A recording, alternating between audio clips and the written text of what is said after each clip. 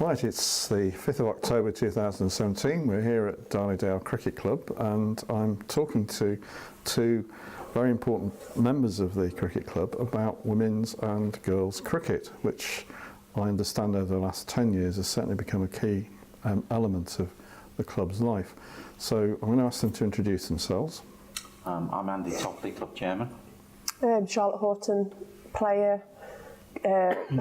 child welfare officer and coach. Great, okay, thank you for that. So perhaps you'd just like to kick off telling us about how you started to introduce women's and girls cricket to Andy. Is it your doing or was it Charlotte's? Charlotte. Thank you. So I moved. Credits for you. Yeah, well, I moved here 7 years ago. Grew up playing cricket at Wordsworth. Was invited to play for a VP game down here. Played, enjoyed it. The atmosphere was very welcoming. Being a female in a male environment, it was lovely. It was really, really nice. And I decided to move. Played a few games in the first team, second team, and then this summer just gone, we decided to start a women and girls softball with potential of quick cricket as well. And we did 3 sessions over the summer, which went fantastically well.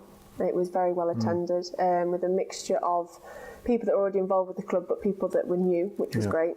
And then we've also just done 3 sessions so far at the Leisure Centre in Matlock with a similar theme, and we've got 5 more sessions lined up, and it's aging from 6 to, I don't dare say some of the mums' ages, but older. So it's going really, really well. So hopefully we'll have some form of competition next year. Yeah, I think that's really important, isn't it? So did you find there's a real appetite for young people, particularly young girls, to get involved at those age, particularly very young age? Yeah, and I think having the World Cup, Women's World Cup, obviously in Derby as well, has helped massively. And I think it's just quick cricket, whether you're male or female, it's a very accessible game and it's an enjoyable game. And it's a format which the women's softball has taken on board as well. So it's short. If you get out, it's only 5 runs off. It's not a end of your day. And it's normally quite a nice social event as well. Absolutely, yeah. My daughter plays it, but I think she does it for the social rather than... And the Prosecco. Yeah, well, funny you mention that. Yes, exactly. Yeah, funny you mention that. Yeah, I mean, what sort of impact has it had on the club, do you think, Andy? Overall, a very positive impact. It's fairly early days yet, but we've been toying with the idea. We've had a great role model in Charlotte, in that cricket's a great game that men and women can actually play in the same team and compete. There's not as great a physical emphasis like in football, for example. And Charlotte playing for Derbyshire, has been a great role model for not just the girls actually, but all the youngsters. And what we felt at the beginning of, towards the end of, it was last year, end of last season, we knew that the World Cup was coming up. We knew that we'd got some people interested in playing cricket other than Charlotte. We've got Holly Maycott playing for the county at under 17 level. That we ought to really make an effort. The World Cup would be an excellent time to really try it and see if it flew or failed. So we had several meetings in the winter in the club. Yeah. And, as you do, yes. Figured out what we would do, and you had a chat with 1 or 2 people at Derbyshire Cricket Board, and we put it to the committee that we should really go for. Really, we see that it doesn't make sense when you've only got half the population playing a game, and so that half was closed to us as a team. They were largely closed to us, and it's fantastic untapped potential. So we devised just a few informal evenings whereby people could come along. We did a complimentary glass of Prosecco for the first night, and it worked wonders. It's great marketing device. I think the first evening we got 32 people. That's good. Yeah, fantastic. And what was really interesting was that I suppose they fell into different groups really with people. One group were people that we knew a little bit about, a group that we didn't know anything about, and the third one that surprised me was a lot of the mums from the club. Yeah, that's great. yeah. It's great. Yeah, And there's still actually, mums now coming to the Sunday sessions getting Brilliant. involved, which is fantastic. Yeah, it is. And they were really good, fun evenings, and I learnt a lot. I think diamond cricket's a far better game. It is, it's wonderful. It's chaotic. Exhausting. Yeah, it's good, it's brilliant. Yeah.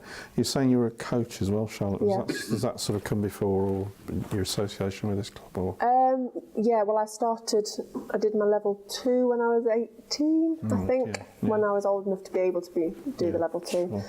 And Derbyshire had the Chance to Shine project when it first came out, so I ran it was 9 junior schools and 1 secondary that fed into Anthony Gell, the secondary in Wordsworth, which then linked into Wordsworth Cricket Club. So I sort of coordinated all the coaching in there, so that's sort of where it fell alongside playing, but it was a nice way to get my love of the game into schools. Yeah, that's absolutely vital. And what's been the reaction from schools generally? Has it been pretty positive? Yes, yeah, we've got very good links now with the local schools, and as Stu Woodkin has said, the junior coordinator, the link is invaluable, and it's such a great place to come and play, and it's easy to get to. It's walkable for a lot of people, so it takes away that automatic issue of having to get here. And it's a very friendly environment. Yeah. Do you think, I mean, in terms of attitudes, do you think people are sort of much more mellow now than, I mean, you know, we were talking earlier about this being a relatively new experience for the club. I've played in the Derbyshire County League for 16 years, I think, going from Division, I don't know, now 8 something with Wordsworth, and I even played a couple of games in the Prem for Wordsworth as well. Right, And I think because you play in the same circles against the same teams, they're very respectful of it, and if you can play a game, they're fine, and they understand that you picked on merit, and it's not doesn't matter whether you're male or female. And I think it is women are competing with men, and we're never going to be as strong. It's not possible, but skill wise, there's no reason why we can't. I think this World Cup showed that in terms of skill levels that were on show, particularly the ones at the matches at Derby were. I think it's been quite interesting. There's been some criticism about the way that the women played their games, and I know we had a spectator come and watch a county game at the end of the season who was very critical about our game and how we played and this, that and the other, which I find was it was hard to take, so I thought it was quite a bit of a personal attack really. And his argument was, well, they weren't hitting as much straight or this, that and the other, but we're not necessarily going to. We haven't got the natural strength, so we have to manoeuvre the ball a lot more and adapt our game. And so it's quite interesting how they try to challenge that. Yes, yeah. And in some ways, it's a sort of no-brainer to do it that way, because people that can adapt to all kinds of situations, can't they? And I know a lot obviously play hockey, so it's quite easy to play those cross-battered shots because it links into your hockey shots. Yeah, you think of Wayne Madsen and his former hockey international. Well, Susie Bates is a prime example. I've never seen someone hit a ball so flat and so hard. It's a great training for that. Yeah. So in terms of sort of the next phase, you're generating the interest. And it's interesting you're saying about mums as well, because I think that's a really interesting advantage in lots of different ways. Not least the support that it brings for the encouragement. But in your heads, do you have a sort of a plan? Do you think you want to move it further on and create more teams and so on? For me, it'd be lovely to have a girls' quick cricket side next year, and potentially women's softball side. When I played at Wordsworth and was growing up, we did the treble one year, so we won the evening league, the Midlands League and the Midlands Cup all in one year. And it was fantastic. It was amazing. It was brilliant. And the group of girls that played it, some really good friends from there since, and it would be nice to emulate that here. And probably just sit and watch it happen, but maybe play a bit. But but you've got to have that kind of strategy, really, haven't you? You've got to think. You've proved it can be done, which is the important thing. It'd be lovely. It offers a lot to cricket clubs having more females involved. Yeah. It really does. Yeah. And what about the influence on other cricket clubs around? I mean, have people come to see how you do it here, or looked at ways of generating their own interest? I know the cricket board, have sort of been interested in how we've done things and set up the softball. And I think the way we've done it is easily mirrored by other clubs. Yeah. But it's hard because it's quite a small area in terms of Matlock and Darley Dale, and there are a lot of cricket clubs in this area, so you do sort of have to fight for players. But if we can do it well, then hopefully that'll speak for itself. Yes, I think that's right. Yeah, I think it's taking it step by step, really. You know, we've got a good start. I think the key to it is two things, really. One, keeping people's enthusiasm and asking them what they want to do. What we don't want to do, it'd be nice to offer different sort of pathways to people who want to play competitive, as opposed to people who just want a good evening's fun sort of thing. Sure. So I think we just got to listen to very carefully as to what people really want out of it. And we'll try and provide it, and then see where it goes from there. But it would be nice to have not just to start with a girls' quick cricket team, but what interested me was in the All Stars this year, which is what, 6 to 8, isn't it? Yeah. 40% were girls. Yeah, that's and really it was the girls who were more attentive to what they were doing, actually a little bit keener. Great. Yeah. As a primary school teacher, that's Well, yes, that's pretty normal. Yeah, that's true. Yes, it's the laid-back approach that's typical, isn't it? Yeah. And I was just thinking as well. I mean, actually, you said again when we talked a little bit earlier about the schools and the importance of that. But I mean, one gets the impression that a lot of schools have sold off playing fields and all that kind of thing. South Darley juniors use your facilities here. I mean, that's there's an huge advantage, I think, in that sense, because you've got them. They're a part of it. Yeah, I suppose one of the disadvantages here is that there are a lot of small schools. South Darley, blah blah blah, that aren't that many children. So Stuart spends a fair amount of time going around the village schools. South Darley are an exception. They don't have have never had a sports ground, and we make it available to them as often as they want to use it. But I think there's a general malaise in the sense that sport has been disappearing from all schools. I mean, when Bob was head of sport at Ernest Bailey, there was a conveyor belt of very good young cricketers, and sadly, cricket is pretty much disappeared. With a very at Highfield, they play a bit at Lady Manor School. Most secondary schools. I think I played one at my secondary school throughout my whole time there. Yeah, that's telling, isn't it? So the challenge, for the ECB and all of us is if schools have withdrawn or further withdrawing, is to provide an alternative. Indeed. It's up to the clubs now if the game wants to survive. Yes, and similar stories in rugby and hockey. Well, it's throughout all. It's throughout, that's squeezed off the curriculum. So in terms of the challenge that you've got, really, is not replacing obviously what schools could do, but adding value to that kind of thing, particularly in terms of the kind of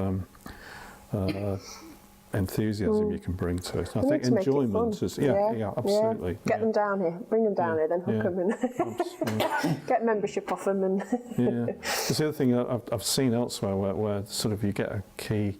People talk about the sort of facilities issues and so on, getting the kit and all that kind of thing, and then that leads to sort of sponsorship, and that generally can actually bring in more people. But I mean, again, you've got a relatively rural base around here, so it's not so easy to. I think that's why the softball is so good, because you get provided the kit from the ECB, so you have that, and then it's a plastic bat, a pink ball, your plastic stumps, and you're done. You don't need anything else. So it's accessible for everybody, which is brilliant. And same for quick cricket. It's such an easy thing to replicate wherever you take it.